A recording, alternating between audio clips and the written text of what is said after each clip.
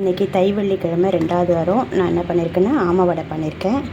அதுக்கப்புறம் பருப்பு பாயாசம்,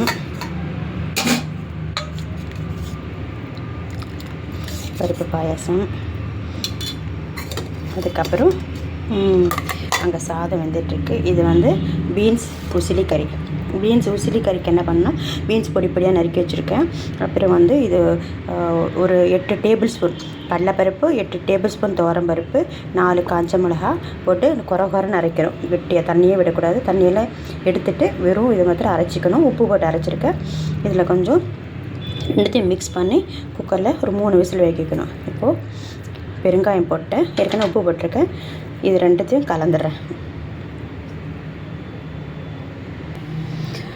இப்போது அந்த பீன்ஸு, பச்சை பீன்ஸை ஒன்றும் வதக்க வேண்டாம், வேக வைக்க வேண்டாம். பீன்ஸு, அந்த அரைச்ச அந்த பருப்பு வடை மாதிரி அரைச்சி வச்சுருக்கோம் உதிரியாக.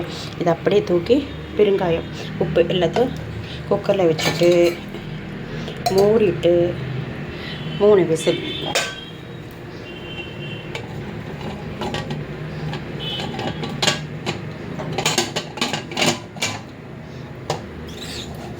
அவ்வளோதான், 3 விசில் வரட்டும், அப்படின்னு காட்டுறேன். இப்போ 3 விசில் வந்துடுச்சு. இன்னும் குக்கர் திறக்க முடியாத அந்த இது இருக்குது. நான் இதில் ஒரு டிப்ஸு சொல்கிறேன். நம்ம இப்படி எடுத்தாக்கா நல்லதில்லை, குக்கர் வீணாகிடும்.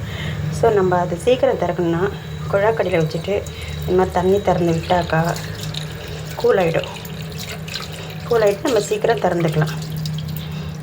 இப்படி வச்சுட்டிங்கன்னா அது கூலாகிடும். பாருங்கள், ப்ரெஷர்லாம் சவுண்டு கேட்குதுங்களா? ப்ரெஷர்லாம் வெளியேறுது.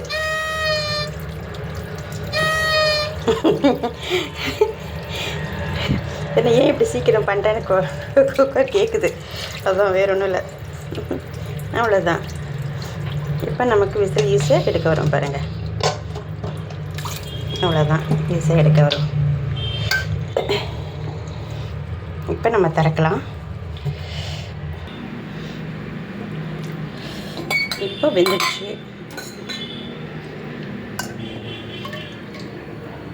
இதில் அப்படியே வச்சுக்கலாம்.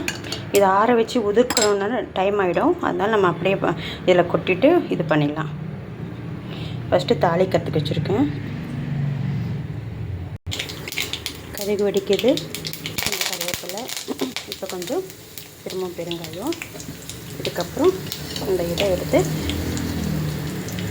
கொஞ்சம் கொஞ்சமாக அதில் கொட்டிக்கலாம். அப்படியே கூட கொட்டலாம். அடியில் கெட்டியாக இருக்கும். இது வந்து சிம் வச்சு தான் பண்ணணும். எல்லாத்தையும் கொட்டிட்டு காட்டுறேன். இப்போ இது சிம்மில் வச்சுட்டு முள்ளா வதக்கிட்டே இருக்கணும். கொஞ்சம் ஆற வச்சு தான் நான் இது நிற்கினேன்.